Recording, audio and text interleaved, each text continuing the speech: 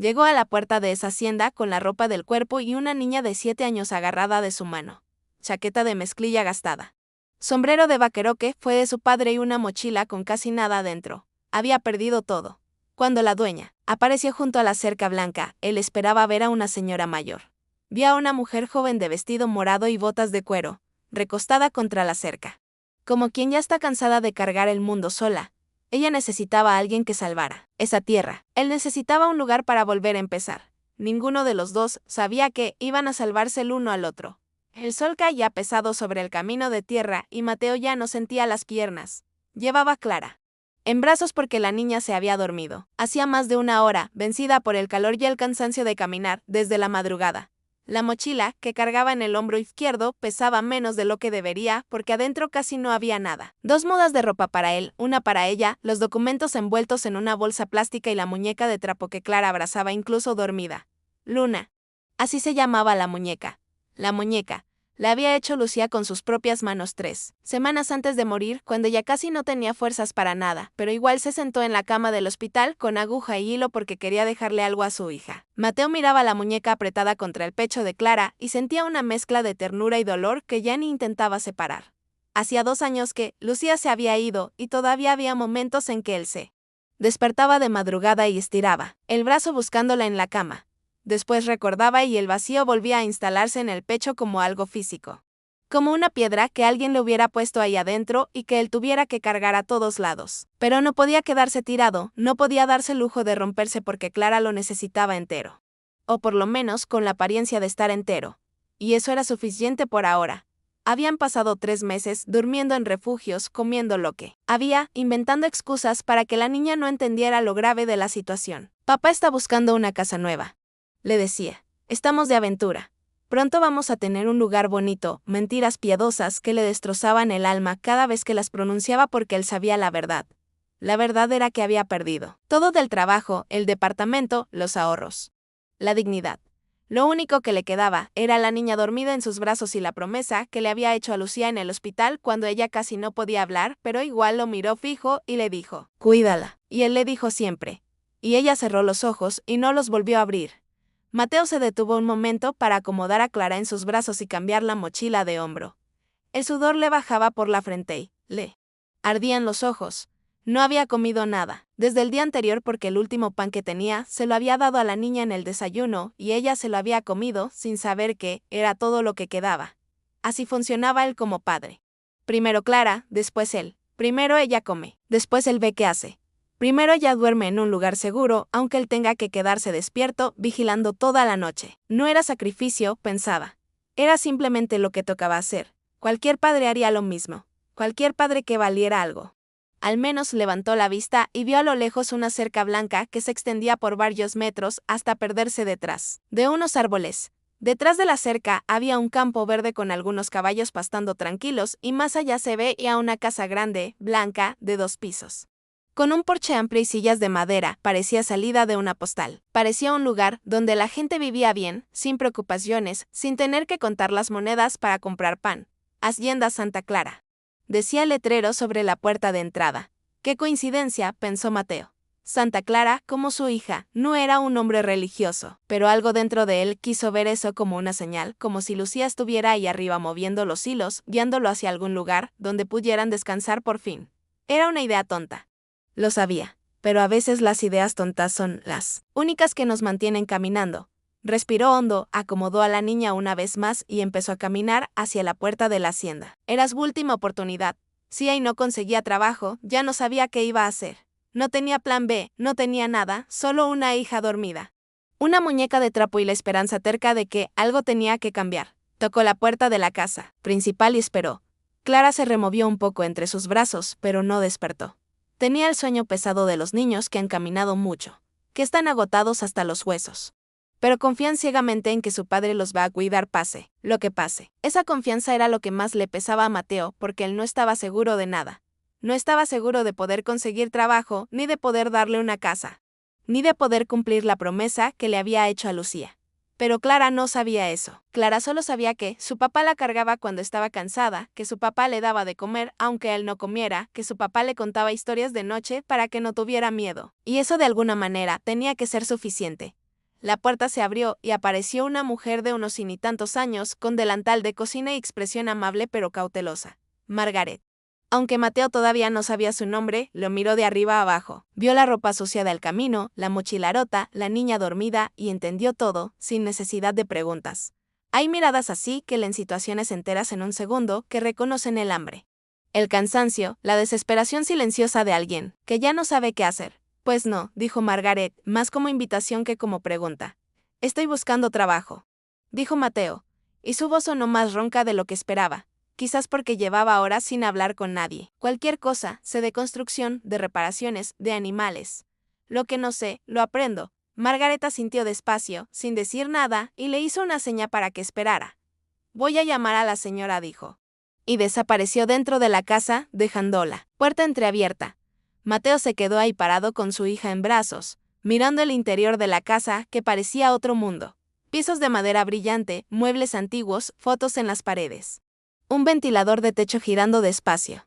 Olía café recién hecho y algo dulce horneándose en el horno. Olía a hogar, a todo lo que él había perdido. Elena apareció en la puerta unos minutos después y Mateo tuvo que hacer un esfuerzo para no quedarse mirándola demasiado tiempo. Esperaba ver a una señora mayor. Una viuda de campo con el pelo canoso y las manos curtidas por el trabajo. En cambio, vio a una mujer joven, quizás de su edad o un poco menos, con el cabello castaño ondulado cayéndole sobre los hombros, ojos verdes y un vestido color morado que le llegaba arriba de las rodillas. Llevaba un sombrero de vaquera en la mano y botas de cuero gastadas por el uso. Era bonita. Sí, pero había algo más en su expresión que llamó la atención de Mateo. Un cansancio que no tenía nada que ver con lo físico, una pesadez o qué. Él reconoció de inmediato porque la veía cada mañana en el espejo. Esta mujer cargaba algo, pensó. No sabía qué, pero lo cargaba igual que él cargaba lo suyo. Elena lo miró en silencio por un momento largo, evaluándolo, tratando de decidir qué hacer con este extraño sucio y agotado que había aparecido en su puerta con una niña dormida, en brazos. ¿Sabes algo de cercas?, preguntó finalmente, sin saludos ni presentaciones. La del pasto se está cayendo hace meses. Sé, dijo Mateo, trabajé en construcción de caballos, preguntó ella. Un poco, dijo él. Lo que no se lo aprendo. ¿Por qué debería contratarte?, preguntó Elena cruzándose de brazos. Mateo no inventó historias, no trató de impresionar porque no tengo a dónde más ir, dijo. Y cuando alguien no tiene opciones, trabaja más duro que cualquiera. Elena se quedó callada un momento. Después miró a Clara, que había despertado, y lo observaba todo, con esos ojos grandes y asustados, apretando a Luna contra el pecho. ¿Cómo te llamas, pequeña?, preguntó Elena, agachándose un poco para quedar a la altura de la niña. Clara, dijo la niña con voz bajita. ¿Y esa muñeca?, preguntó Elena. Es Luna, dijo Clara. La hizo mi mamá. ¿Dónde está tu mamá?, preguntó Elena. Clara miró a su padre. Mateo sintió el pecho apretarse. En el cielo, dijo Clara, pero mi papá dice que ella nos ve desde allá.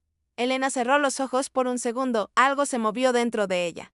Algo que tenía que ver con pérdidas y con ausencias, y con personas que ya no están, pero que siguen presentes de maneras que no se pueden explicar. Margaret, dijo Elena sin voltear a verla, prepara el cuarto del granero, el que tiene baño. Señora, dijo Margaret, sorprendida. Se quedan, dijo Elena. Y su voz no dejaba espacio para discusión. Mañana hablamos del trabajo. Mateo no supo qué decir, gracias hubiera sido poco. Cualquier palabra hubiera sido poco. Así que, solo asintió una vez mirándola a los ojos, y esperó que ella entendiera todo lo que él no podía expresar. Esa noche, después de que Clara se durmió en una cama de verdad por primera vez en semanas, Mateo se quedó sentado junto a la ventana mirando la hacienda en silencio. La luna llena iluminaba los campos, las cercas blancas, los caballos que dormían parados en el pasto. Era un lugar hermoso, un lugar que parecía de otra vida. De otro mundo, de alguien que no fuera él. Pero ahí estaba, y su hija dormía tranquila, con Luna abrazada. Sin saber que esa noche era diferente a todas las anteriores. Mateo sacó de su mochila un cuaderno viejo y un lápiz gastado. Lo abrió en una página en blanco y empezó a escribir como hacía cada noche desde que Lucía murió. Lucía escribió, encontré un lugar. No sé si va a funcionar. No sé si mañana vamos a seguir aquí o si todo se va a derrumbar otra vez. Pero Clara tiene una cama de verdad hoy. Eso es suficiente. Te extraño, siempre te extraño. Pero sigo caminando como te prometí. Cerró el cuaderno y lo guardó. Afuera, la hacienda dormía en silencio de adentro, una niña soñaba con caballos y una muñeca que su madre había hecho con sus últimas fuerzas. Y en algún lugar, entre el granero y la casa principal, dos personas rotas empezaban a orbitar una alrededor de la otra. sin saber todavía que a veces las cosas se rompen para poder armarse de otra forma, que a veces hay que perderlo todo para encontrar lo que realmente importa. Pero eso Mateo no lo sabía aún. Esa noche solo sabía que tenía un techo sobre la cabeza, que su hija estaba a salvo y que mañana iba a despertar antes que el sol para demostrar que merecía estar ahí. Era todo lo que podía hacer y por ahora tendría que ser suficiente. Mateo despertó antes de que el sol apareciera en el horizonte. Fue algo automático, el cuerpo acostumbrado a no darse el lujo de descansar demasiado. Clara seguía dormida en la cama, con Luna apretada contra el pecho, respirando tranquila, como no la había visto respirar en meses. Él se quedó mirándola un momento largo, parado junto a la puerta, sintiendo algo que no sabía bien cómo nombrar. Alivio quizás o algo parecido al alivio. La niña estaba limpia. Había cenado bien la noche anterior y dormía en un colchón, de verdad en lugar de un piso de refugio. Era poco pensándolo bien, pero después de tanto tiempo con nada, poco se sentía como mucho. Mateo se vistió en silencio. Se puso las botas gastadas y el sombrero que había sido de su padre y salió del cuarto del granero, sin hacer ruido. El aire de la madrugada estaba fresco y olía a pasto mojado por el rocío.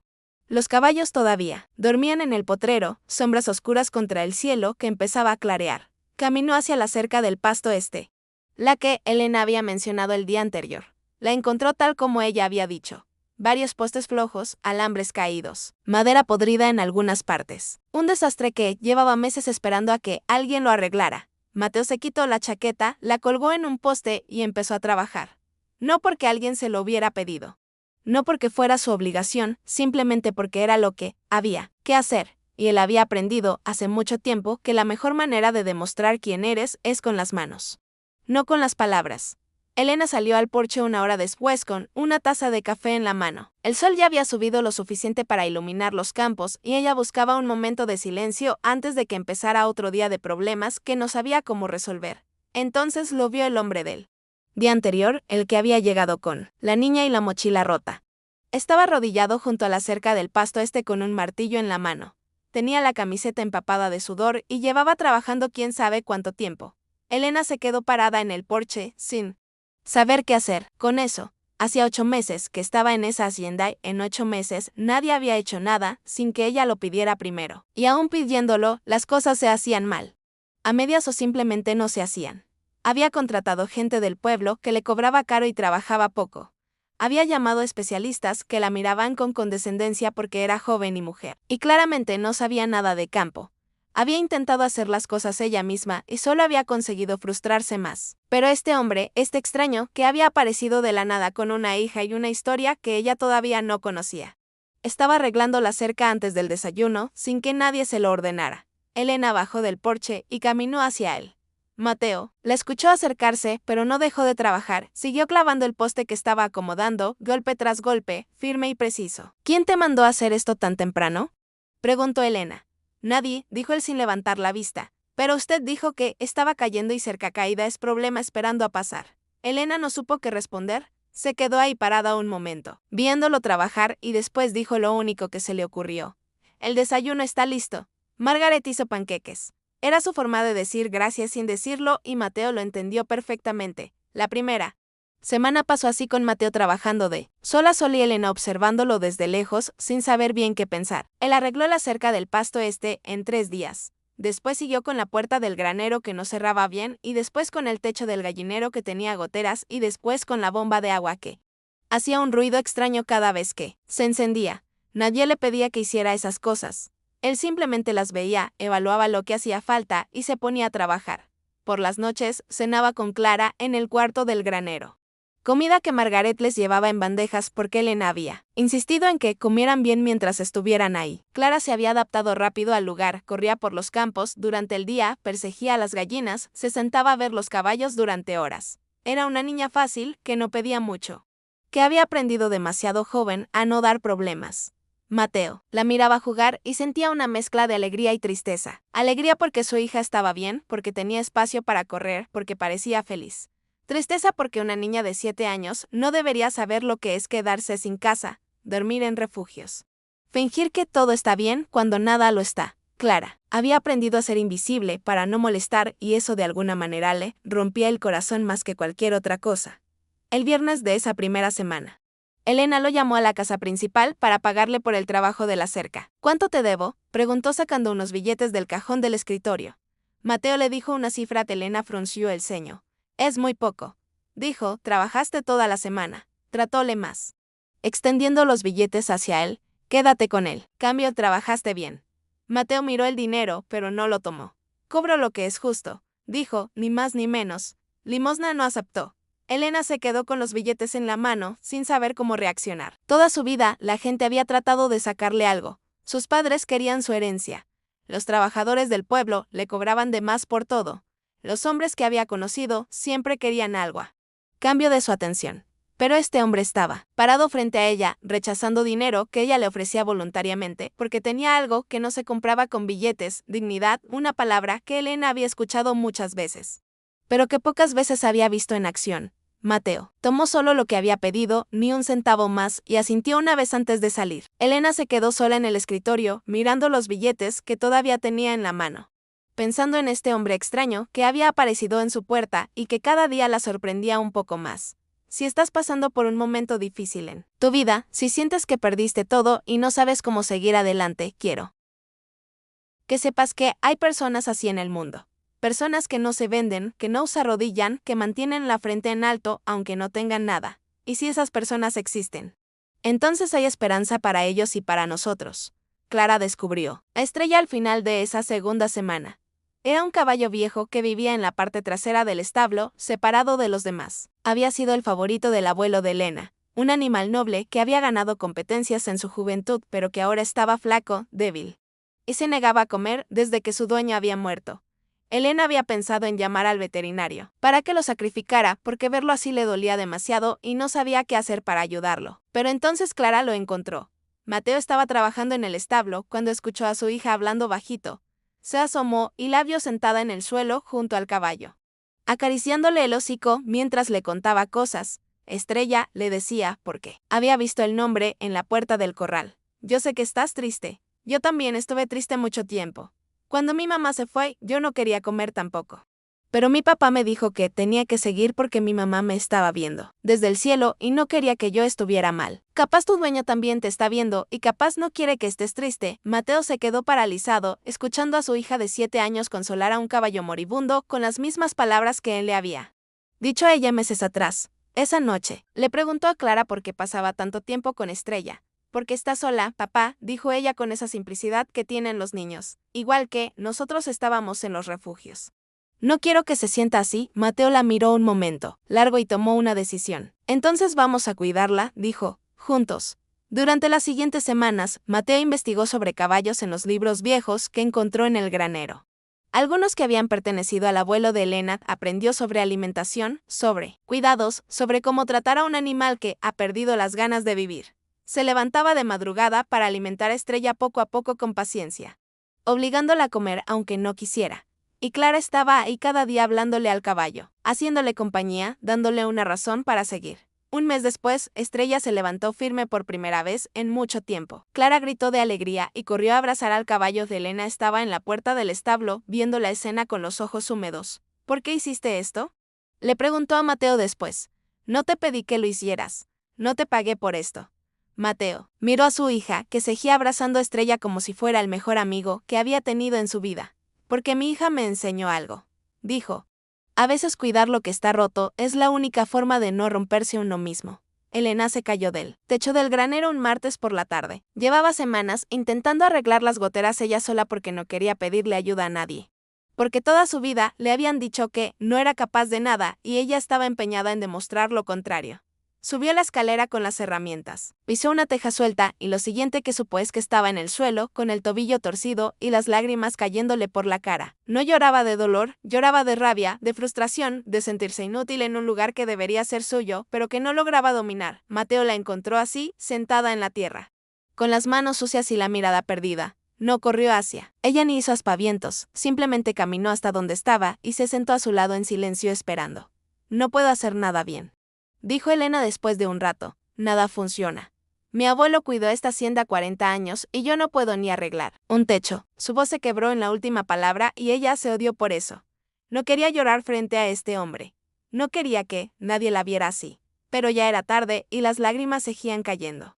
Aunque ella tratara de detenerlas, Mateo no la tocó. No le dijo que todo iba a estar bien, ni ninguna de esas frases vacías que la gente dice cuando no sabe qué decir. En cambio, se quedó callado un momento y después habló con voz tranquila. ¿Sabes cuántas veces me caí este año?, preguntó. Perdí la cuenta. ¿Sabes qué aprendí? Elena no respondió. Que caerse no es el problema, dijo Mateo. Quedarse en el suelo sí lo es. Su levantó y le extendió la mano. Vamos, dijo. Yo arreglo el techo. Tú me muestras dónde gotea. Elena lo miró un momento, la mano extendida, los ojos tranquilos, la oferta simple. No había lástima en su mirada. No había condescendencia, solo alguien ofreciendo ayuda a alguien que la necesitaba. Elena tomó su mano y se levantó. Fue la primera vez que aceptó ayuda sin sentir que estaba perdiendo algo. Una noche, unas semanas después, Elena no podía dormir. Bajó a la cocina a buscar agua y encontró a Mateo sentado en la mesa, con un cuaderno abierto y un lápiz en la mano. La luz de la lámpara le iluminaba el rostro y él estaba tan concentrado que no la escuchó entrar. ¿Qué es eso?, preguntó Elena, y Mateo levantó la vista sorprendido. Por un momento, pareció que iba a cerrar el cuaderno y cambiar de tema, pero no lo hizo. Cartas, dijo, para mi esposa. Elena se quedó parada en la puerta, sin saber si debía irse o quedarse, pero ella empezó a decir y no terminó la frase porque no hacía falta. Sé, dijo Mateo, pero escribirle me hace sentir que todavía está cerca. Elena caminó hasta la mesa y se sentó frente a él. No dijo nada por un momento largo. Después habló, y su voz sonó más suave de lo que ella esperaba. Mi abuelo me escribía cartas cuando era niña, dijo. Cada cumpleaños, cada Navidad, guardé. ¿Todas todavía las lees?, preguntó Mateo. Cada noche, dijo Elena, es el único momento en que no me siento sola aquí. El silencio que siguió no fue incómodo. Fue el silencio de dos personas que entienden algo sin necesidad de explicarlo. Dos personas que hablan con fantasmas y que de pronto descubren que no son los únicos. Tal vez no estamos tan solos como pensamos, dijo Mateo. Elena lo miró a los ojos y por primera vez en mucho tiempo sintió que alguien la veía de verdad. No a la dueña de la hacienda, no a la nieta que heredó algo que no sabe manejar, a ella. Solo a ella. Los días empezaron a pasar de otra manera después de eso. Mateo y Elena trabajando juntos en la cerca del Pasto Norte bajo el sol de la tarde. Ella no sabía clavar bien y él le enseñaba con paciencia, sin hacerla sentir tonta, sin desesperarse cuando ella se equivocaba. Así no le decía. El clavo entra torcido, agarra firme, golpea recto. ¿Cómo sabes todo esto?, preguntó ella un día, mientras descansaban a la sombra de un árbol. No sabía, dijo Mateo. Aprendí de noche cuando Clara duerme. Encontré unos libros de tu abuelo en el granero. Elena dejó de tomar agua y lo miró. ¿Estás leyendo los libros de mi abuelo?, preguntó. Él sabía lo que hacía, dijo Mateo. Yo necesito aprender. Pareció el camino más lógico. Elena se quedó callada un momento, mirando los campos que se extendían frente a ellos, las cercas que ahora estaban firmes, los caballos que pastaban tranquilos. Le hubiera gustado, dijo finalmente, a mi abuelo le gustaba la gente que trabaja sin que nadie tenga que mandarla. Mateo no respondió, pero algo cambió en su expresión, algo suave, casi imperceptible. Como si esas palabras significaran más de lo que Elena podía saber. Porque para un hombre que había perdido todo, que se sentía un fracaso cada día de su vida, escuchar que alguien lo valoraba era más importante que cualquier pago. Era la prueba de que todavía servía para algo, de que todavía valía algo. Y a veces eso es todo lo que necesitamos para seguir adelante. Clara cumplió 8 años en octubre. Mateo llevaba días preocupado porque no tenía dinero para comprarle un regalo y no quería que su hija pasara otro cumpleaños sin nada. Había ahorrado algo del trabajo en la hacienda, pero no era suficiente para nada que valiera la pena. Así que hizo lo único que podía hacer. Construyó. Durante una semana se levantó de madrugada antes de que Clara despertara y trabajó en secreto con restos de madera que encontró en el granero. Una casita de muñecas pequeña. Simple e imperfecta en algunos lugares, pero hecha con sus manos, con su tiempo, con lo único que tenía para dar. El día del cumpleaños. Margaret preparó un pastel sencillo y decoró la mesa de la cocina con algunas flores del jardín. Clara bajó las escaleras todavía medio dormida y se encontró con las 3 caras sonriéndole. Mateo le dio la casita de muñecas y ella la abrazó como si fuera el tesoro más valioso del mundo. Gracias, papá, dijo. Y lo abrazó tan fuerte que él tuvo que hacer esfuerzo para no quebrarse ahí mismo. Pero el regalo que hizo llorar a Clara fue otro. Elena apareció con una caja que había estado escondiendo durante semanas. Adentro había ropita de muñeca cosida a mano, vestidos pequeños, un abrigo diminuto, hasta un sombrerito para Luna.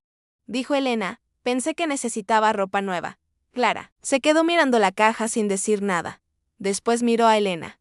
Después abrazó a Elena con tanta fuerza que casi la tumba. No la soltó por un rato largo y cuando finalmente se separó tenía los ojos mojados, pero sonreía. Luna dice, gracias, susurró. Esa noche, cuando Clara se durmió, Mateo abrió su cuaderno y escribió. Lucía, hoy Clara se rió como no sé. Reía desde que te fuiste. Una mujer que apenas conocemos cosió ropa para la muñeca que tú hiciste. Yo sé que fuiste tú quien nos mandó aquí. Yo sé y te lo agradezco. Cerró el cuaderno con algo nuevo en el pecho. Algo que se parecía peligrosamente a la esperanza. Era casi de noche y estaban arreglando la puerta principal de la hacienda.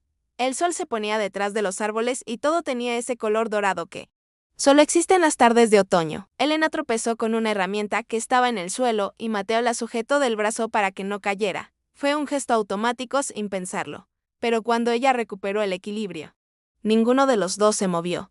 Estaban cerca, demasiado cerca. Mateo podía ver las pecas que ella tenía en la nariz, las pequeñas arrugas que se formaban cuando entrecerraba los ojos. Elena podía sentir el calor de su mano en el brazo. El olor a trabajo y a madera que él siempre llevaba encima. La respiración de ella se aceleró. Los ojos de él bajaron hacia sus labios. Los de ella hicieron lo mismo. El mundo se detuvo por 1 segundo, 2 segundos, 3. Después, Elena se apartó dando un paso hacia atrás, rompiendo el momento. Yo tengo que ver una cosa, dijo. Y su voz sonó rara. Demasiado aguda. En la casa, se fue caminando rápido, casi corriendo, sin voltear. A verlo, Mateo se quedó parado junto a la cerca, mirándola alejarse con el brazo todavía tibio donde ella había estado. No había pasado nada. Pero todo había cambiado. Esa noche Clara les pidió que fueran a ver las estrellas. Había un lugar en el pasto alto detrás del granero, donde el cielo se veía completo, sin árboles ni luces que estorbaran. Los tres caminaron hasta allá y se sentaron en el pasto, recostados contra la cerca blanca. Clara señalaba constelaciones que se inventaba. Esa es Luna, decía. Esa es mamá. Después se quedó dormida con la cabeza en el regazo de su padre y Mateo y Elena se quedaron solos bajo las estrellas.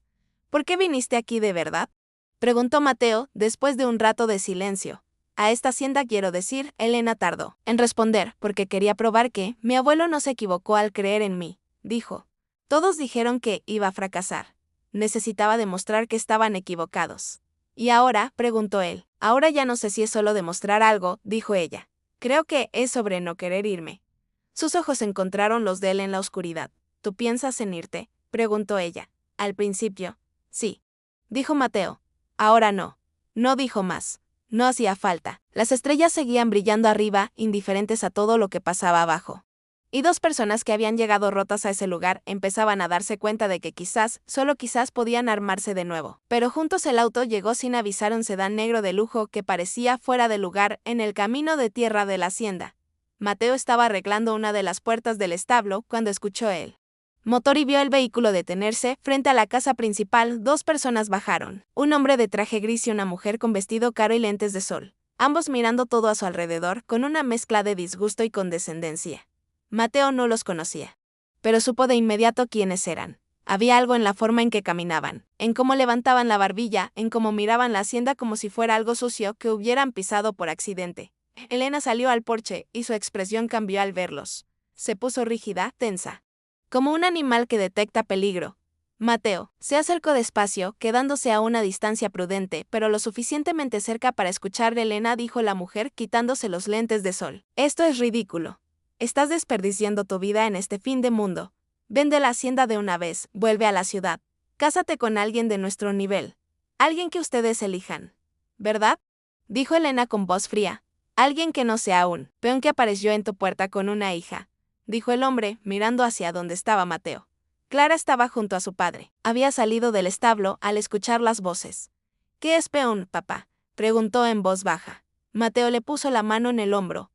Es una palabra que la gente pequeña usa para sentirse grande, dijo sin bajar la voz. El hombre lo escuchó y sus ojos se entrecerraron con desprecio, pero no dijo nada. Elena dio un paso hacia adelante, plantándose frente a sus padres con una firmeza que Mateo no le había visto antes. Fuera, dijo, los dos. Ahora Elena, empezó su madre. Fuera de mi hacienda, repitió Elena más fuerte. Es mía. Mi abuelo me la dejó a mí, no ustedes, a mí. Y yo decido quién es bienvenido aquí. Su padre la miró con esa expresión fría que probablemente había usado toda su vida para intimidarla. Estás cometiendo un error, dijo. Esta propiedad vale una fortuna y tú la estás dejando morir por terquedad. Podrías tener una vida cómoda, sin preocupaciones. Pero prefieres jugar a la granjera con un desconocido y su hija. Prefiero eso 1000 veces hacer como ustedes, dijo Elena. Su madre se puso los lentes de sol otra vez, como si ya hubiera perdido interés en la conversación. Muy bien, dijo con voz helada. Si no quieres vender por las buenas, encontraremos otra manera. Subieron al auto y se fueron sin despedirse, dejando una nube de polvo en el camino. Elena se quedó parada en el porche, temblando con los puños apretados. Mateo caminó hacia ella. Pero no dijo nada. A veces las palabras sobran. A veces lo único que se puede hacer es estar presente. Clara soltó la mano de su padre y caminó hasta Elena. Le tomó la mano sin decir nada y se quedó ahí parada a su lado, mirando el camino por donde había desaparecido el auto. Elena bajó la vista hacia la niña, los ojos se le llenaron de lágrimas, pero no dejó que cayeran. Gracias, susurró. Clara sintió apretando su mano un poco más fuerte. La carta del abogado llegó una semana después. Elena estaba en el escritorio cuando Margaret se la entregó y Mateo vio cómo su rostro cambiaba mientras leía. Primero confusión. Después incredulidad, después algo que se parecía mucho al miedo. ¿Qué pasa?, preguntó Mateo desde la puerta. Elena no respondió de inmediato. Sigue leyendo, pasando las páginas con manos temblorosas hasta que llegó al final y dejó caer los papeles sobre el escritorio. Están impugnando el testamento, dijo con voz vacía. Mis padres dicen que no tengo capacidad para administrar la propiedad. Quieren que un juez declare nulo el testamento de mi abuelo y les entregue la hacienda para venderla. Mateo entró al escritorio y se sentó frente a ella. ¿Pueden hacer eso?, preguntó. Pueden intentarlo, dijo Elena. Y tienen dinero para contratar a los mejores abogados. Yo apenas puedo pagar las cuentas del mes. Se pasó las manos por la cara, restregándose los ojos. Van a quitarme todo, Mateo. Todo lo que mi abuelo construyó, todo lo que nosotros hemos arreglado, todo. Su voz se quebró en la última palabra y esta vez las lágrimas sí cayeron. Mateo se quedó en silencio un momento, mirándola llorar, sintiendo una rabia fría crecer en su pecho. Había conocido gente así toda su vida. Gente que cree que el dinero les da derecho a pisotear a los demás. Gente que destruye sin importarle las consecuencias porque nunca han tenido que limpiar sus propios desastres. No van a poder, dijo finalmente. ¿Cómo lo sabes?, preguntó Elena entre lágrimas. Porque no vamos a dejar que lo hagan, dijo Mateo. Y fue la primera vez que usó esa palabra. Nosotros como si fueran un equipo, como si fueran algo más que un trabajador y su jefa. Elena lo miró y algo cambió en sus ojos. Algo que tenía que ver con esperanza, con no estar sola. Con saber que alguien más estaba dispuesto a pelear a su lado. Margaret fue quien le contó a Elena la historia completa. Una tarde, mientras tomaban café en la cocina, la mujer mayor decidió que ya era hora de que su patrona supiera la verdad sobre el hombre que vivía en su granero. Le contó sobre Lucía, sobre el cáncer, sobre el tratamiento que consumió todos los ahorros. Le contó sobre los meses en refugios, sobre las noches sin comer para que Clara pudiera hacerlo, sobre la vergüenza silenciosa de un hombre que había perdido todo menos su dignidad. Elena escuchó sin interrumpir, sintiendo que algo se rompía dentro de ella con cada detalle nuevo. Cuando Margaret terminó, Elena se levantó sin decir nada y caminó hasta el establo, donde Mateo estaba trabajando. ¿Por qué no me lo contaste?, preguntó. Mateo dejó de hacer lo que estaba haciendo y la miró. ¿Contarte qué?, dijo. Todo, dijo Elena. Tu esposa, el cáncer, los refugios, todo. Mateo se quedó callado un momento. Después habló y su voz sonó cansada. ¿Contarte qué?, repitió. Hola, perdí todo. Mi esposa murió. Dormí en refugios con mi hija. No es exactamente una buena presentación. Elena dio un paso hacia él. Mateo, yo no sabía. No necesitaba saber, dijo él. No vine aquí buscando lástima, vine buscando trabajo. ¿Y qué encontraste?, preguntó ella. El silencio se extendió entre ellos. Mateo la miró a los ojos, esos ojos verdes que llevaba meses tratando de no mirar demasiado. Un lugar donde mi hija puede ser niña, dijo finalmente. Donde puedo ser útil. Donde alguien me ve por lo que soy, no por lo que perdí. Elena se acercó. Más. Esta vez no se apartó. Yo también encontré algo que no estaba buscando, dijo en voz baja, y entonces lo besó. Fue un beso torpe, desesperado. De dos personas que llevan demasiado tiempo aguantando solas. Cuando se separaron, ninguno de los dos habló. No hacía falta. Todo lo que necesitaban decir ya estaba dicho. Los padres de Elena volvieron una semana después con una oferta. Compraban la hacienda por un precio alto. Ella se quedaba con el dinero y el problema legal desaparecía. Pero había una condición. Él, trabajador y su hija se van, dijo su padre. Esa es la condición. Sin eso no hay trato. Elena los miró sin decir nada. Mateo estaba afuera trabajando en la cerca, pero escuchó todo desde la ventana abierta. Esa noche buscó a Elena en el porche. Acepta, le dijo. Ella volteó a verlo como si estuviera loco. ¿Qué dijo? Acepta el dinero, repitió Mateo. Clara, y yo ya sobrevivimos antes, sobrevivimos de nuevo. Pero tú no puedes perder este lugar. Es todo lo que tienes de tu abuelo. Elena se levantó de la silla, furiosa. Eres idiota, dijo. No voy a venderles nada. Mateo trató de hablar, pero ella lo interrumpió. No, escucha, toda mi vida me dijeron qué hacer, quién ser, con quién estar. Mi abuelo fue el único que me dijo que hiciera lo que mi corazón me dijera, y mi corazón me está diciendo que me quedé con esta tierra contigo, con Clara. Eso es lo que quiero. Esa es mi decisión. Caminó hasta el teléfono. Marcó el número de sus padres y esperó a que contestaran. La respuesta es no, dijo cuando su madre atendió. Y no vuelvan a llamar. Colgó sin esperar respuesta. Mateo la miraba desde el otro lado de la sala sin palabras. Elena caminó hacia él, le tomó la cara entre las manos y lo miró fijo. Te elijo a ti, dijo, ¿entiendes eso? No a la hacienda, no al dinero, a ti. Aclara esto que estamos construyendo. Lo besó otra vez más suave. Esta vez más segura. Y Mateo supo en ese momento que había encontrado algo que creía perdido para siempre: un hogar, no un lugar. Una persona. A veces, la vida te quita todo para mostrarte lo que realmente importa y cuando lo encuentras no lo sueltas nunca. La carta llegó un martes por la mañana en un sobre blanco sin ninguna marca especial. Elena la abrió en la cocina mientras tomaba café, esperando otra mala noticia, otra amenaza. Otro problema que resolver. Pero no era eso. El proceso judicial había sido archivado. El testamento del abuelo era sólido, irrefutable, hecho por un abogado que conocía bien a la familia y que había previsto exactamente este tipo de situaciones. La hacienda era de Elena definitivamente, legalmente. Para siempre. Elena tuvo que leer la carta 3 veces para entender lo que decía. Después se quedó sentada en la silla mirando el papel sin poder moverse.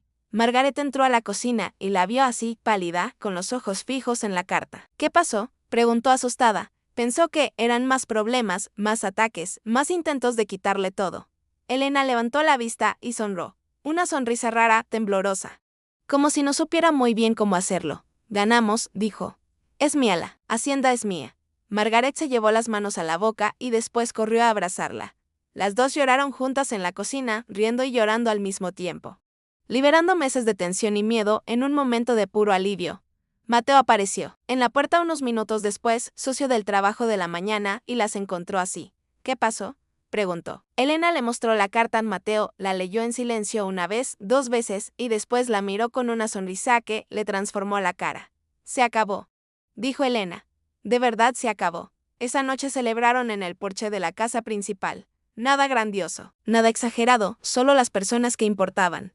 Margaret preparó una cena especial con todo lo que había en la cocina. Don Samuel, el vecino de la hacienda de al lado, que había sido amigo del abuelo de Elena toda su vida, trajo vino de su propia cosecha. Clara corría por el jardín, persiguiendo a las luciérnagas que salían al anochecer, riéndose cada vez que atrapaba una y la dejaba ir. Estrella estaba en el potrero cercanose, fuerte y saludable, mirando todo con esa calma que tienen los animales que han vuelto a encontrar su lugar en el mundo. Mateo y Elena estaban sentados en los escalones del porche, hombro con hombro, viendo a Clara jugar. Lo logramos, dijo Elena en voz baja. Tú lo lograste, dijo Mateo. Yo solo ayudé.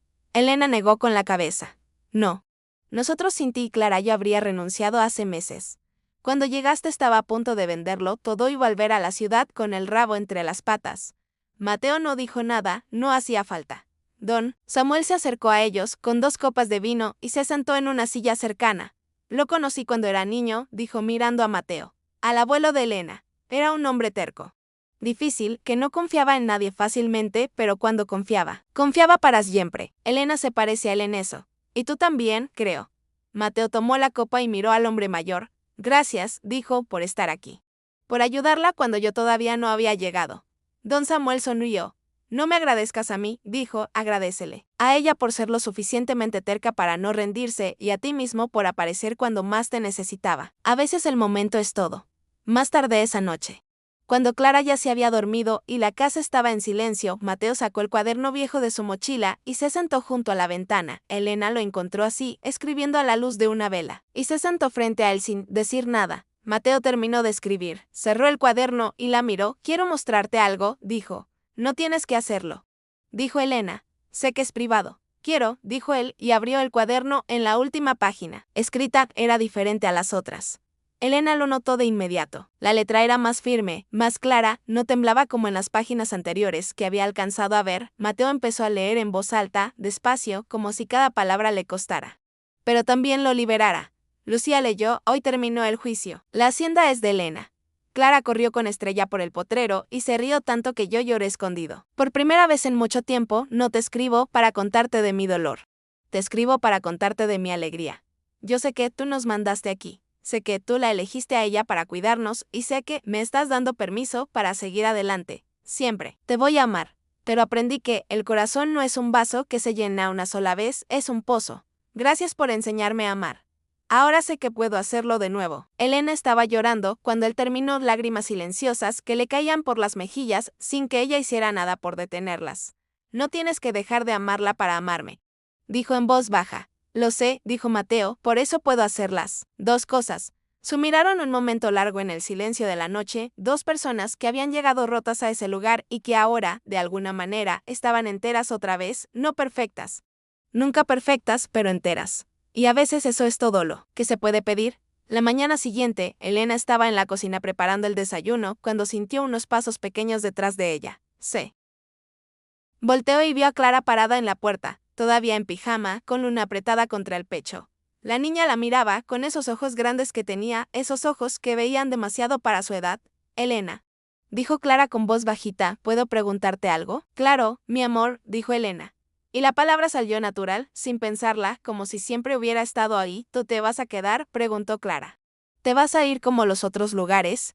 Elena sintió algo romperse en su pecho. Se agachó para quedar a la altura de la niña y la miró a los ojos.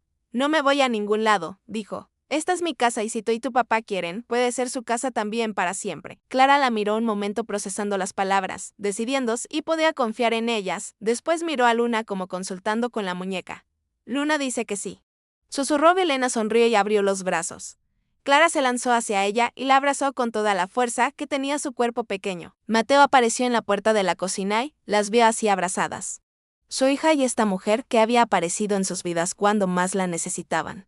Se quedó parado allí, sin decir nada, con los ojos húmedos y el corazón lleno. Hay momentos en la vida que no se pueden explicar con palabras, momentos que solo se pueden sentir, guardar, atesorar. Este era uno de esos momentos y ninguno de los tres lo iba a olvidar nunca. Un año después, la hacienda parecía otra. Las cercas blancas brillaban con pintura nueva. Los caballos pastaban saludables en los potreros verdes. El jardín que Elena había plantado con ayuda de Clara florecía en colores que antes no existían. En ese lugar, la casa principal había sido reparada, pintada, transformada en un hogar de verdad. Y en el jardín delantero, bajo el árbol más grande de la propiedad, había una ceremonia pequeña, nada grandioso, nada ostentoso, solo las personas que importaban. Don Samuel era el padrino, con su sombrero de vaquero que nunca se quitaba y los ojos brillantes de emoción. Margaret lloraba desde antes de que empezara la ceremonia y no paró en ningún momento. Clara llevaba las alianzas en un cojín que ella misma había decorado. Luna también estaba ahí con un vestido nuevo que Elena había cosido especialmente para la ocasión. Estrella observaba desde el potrero cercano, tranquila, como si entendiera que algo importante estaba pasando. Mateo esperaba bajo el árbol con su mejor ropa, que no era gran cosa, pero estaba limpia y planchada. Cuando Elena apareció caminando por el jardín con un vestido blanco simple y flores silvestres en el pelo, él tuvo que hacer un esfuerzo para no llorar, no porque estuviera triste, todo lo contrario, porque por primera vez en años estaba completamente feliz. Y la felicidad, cuando llega después de tanto dolor, pesa de una manera diferente. Pesa como gratitud, como alivio. Como saber que todo lo que pasaste valió la pena porque te trajo hasta aquí. Elena llegó hasta él y le tomó las manos. No hubo palabras grandiosas ni promesas elaboradas. Solo dos personas mirándose a los ojos, diciéndose y a un futuro juntos. Y eso fue suficiente, más que suficiente. Esa noche, después de que todos se fueron y Clara se durmió, Mateo y Elena se sentaron en el porche a mirar las estrellas. Las mismas estrellas que habían mirado meses atrás, cuando todo era incierto y ninguno sabía qué iba a pasar. ¿Sabes qué me dijo Clara hoy?, preguntó Elena. ¿Qué? Dijo Mateo que Luna le contó que la mamá que está en el cielo está feliz. Porque ahora hay alguien que los cuida cuando ella no puede. Mateo no pudo responder. Las palabras se le atoraron en la garganta. Elena le tomó la mano y la apretó. Le dije que Luna tenía razón, dijo. Se quedaron así un rato largo en silencio mirando el cielo. La hacienda dormía a su alrededor. Viva otra vez después de tanto tiempo. Y ellos estaban ahí juntos construyendo algo nuevo sobre las ruinas de lo que habían perdido. A veces la vida te quita todo para mostrarte lo que realmente importa. Y cuando lo encuentras, cuando de verdad lo encuentras, no lo sueltas nunca. Mateo llegó a esa hacienda sin nada. Una mochila rota. Una hija dormida en brazos y la certeza de que esa era su última oportunidad. No tenía plan B, no tenía ahorros. No tenía nada más que la promesa que le había hecho a su esposa antes de que cerrara los ojos para siempre. Cuídala, le había dicho Lucía, y él había respondido siempre. Durante meses pensó que estaba fallando, que no era suficiente, que la promesa se le escurría entre los dedos cada noche que dormían en un refugio. Cada comida que él se saltaba para que Clara pudiera comer, cada mentira piadosa que inventaba para que su hija no supiera lo grave de la situación. Se sentía un fracaso, un padre que no podía darle a su hija lo básico. Un viudo que no lograba salir adelante por más que lo intentara. Había días en que la vergüenza pesaba más que el hambre.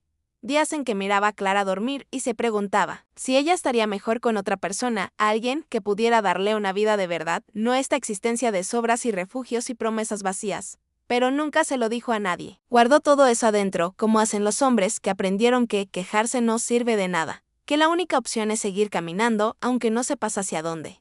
Y siguió caminando día tras día. Paso tras paso, hasta que llegó a esa puerta, blanca con el letrero que decía Hacienda Santa Clara. No sabía que ese nombre era una señal. No sabía que su hija y ese lugar compartían algo más que un nombre. Solo sabía que era su última oportunidad. Y que, si esa puerta no se abría, ya, no le quedaba nada más que intentar. Elena también estaba perdida cuando Mateo apareció. Llevaba 8 meses tratando de salvar una hacienda que no entendía, rodeada de gente que quería verla fracasar cargando el peso de un abuelo muerto. Que había sido la única persona en creer en ella. Sus padres la presionaban para que vendiera. Los trabajadores del pueblo le cobraban de más y trabajaban de menos. Cada semana aparecía un problema nuevo que ella no sabía cómo resolver y cada noche se acostaba, sintiéndose más inútil que el día anterior. Había llegado a ese lugar para probar algo, para demostrar que su abuelo no se había equivocado al dejarle todo, que ella era capaz de mantener vivo su legado. Que no era la niña tonta e incapaz que sus padres siempre dijeron que era. Pero la verdad es que estaba perdiendo. Los números no cuadraban, las cercas se caían, los animales se enfermaban y ella no tenía idea de qué hacer. Estaba a punto de rendirse cuando ese hombre apareció en su puerta con una niña en brazos y una mirada que ella reconoció de inmediato. La mirada de alguien que ha perdido demasiado. Pero que todavía no se da por vencido. La mirada de alguien que sigue peleando aunque no sepa por qué. Elena vio eso en los ojos de Mateo el primer día.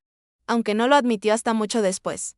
Y algo dentro de ella supo que ese extraño sucio y cansado iba a cambiar todo. No sabía cómo, no sabía por qué, solo lo supo. La hacienda no lo salvó. Ellos salvaron la hacienda y en el proceso se salvaron el uno al otro. Eso es lo que pasa cuando dos personas rotas deciden juntarse en lugar de seguir solas. No es que los problemas desaparezcan. No es que todo se vuelva fácil de un día para otro. Los padres de Elena siguieron atacando. El dinero siguió siendo escaso. El trabajo siguió siendo duro, de sol a sol. Sin descansos ni garantías. Pero había algo diferente, había alguien con quien compartir el peso. Alguien que se levantaba de madrugada a arreglar cercas sin que nadie se lo pidiera. Alguien que cosía ropa de muñeca en secreto para hacer feliz a una niña que no era suya. Alguien que escribía cartas a una esposa muerta y que entendía lo que significaba amar a alguien que ya no está. Mateo encontró en Elena algo que creía perdido para siempre.